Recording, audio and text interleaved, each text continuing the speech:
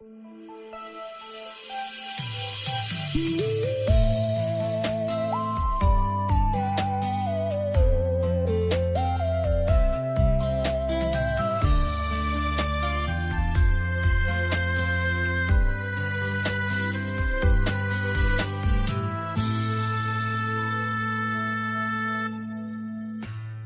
chi trời vui gì lo thì phong cây sồi đem tiếng nhớ ngày lý tên nhí rồi linh sinh liêu ngày gian hi bong xí nhí theo nhang chúa thiên thôi ngang nhiên trên nàng ai kim nhang nàng thôi nhang sinh ly Vì chi pun chút tha ji như gia thêm tên thắt san giang li Chính nhau ngày lý tên như rồi liên xin nhau mà cài phôi dê Như chiếu đi trao bồi hi bồi tì nàng ấy cài xin giang chẳng nhau cài hi Ngày viết ra nhìn trái suối nhưng mai xa thì ngày lý tên như những hiến lý tên ha hi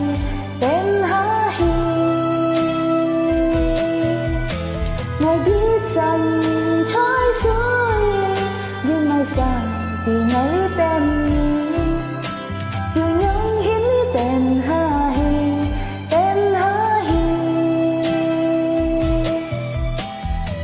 thì phong cây xoay hành cây lón theo mò thì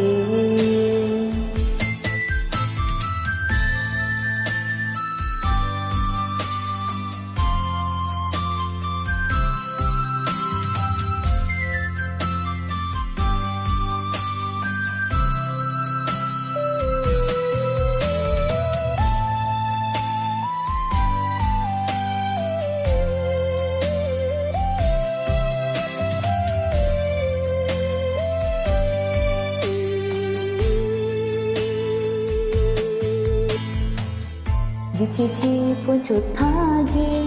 như gia thêm tên thắt san giang li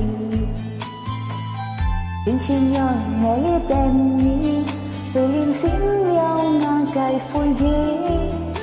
Như chiếu đi trao bồi bồi tì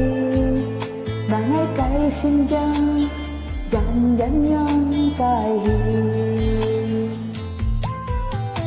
Ngày viết ra nhìn trái suối nhưng mai xa thì ngày lý tên chiều nhớ hiến lý tên ha hi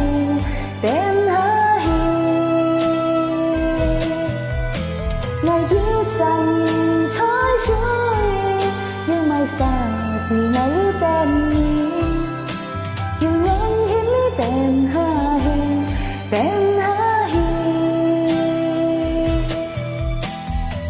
thì phong cây xoay hành cây lón theo mò thì Ngày viết ra nhìn trái suối nhưng mai xa thì ngày lý tên chiều nhớ hiến lý tên ha hi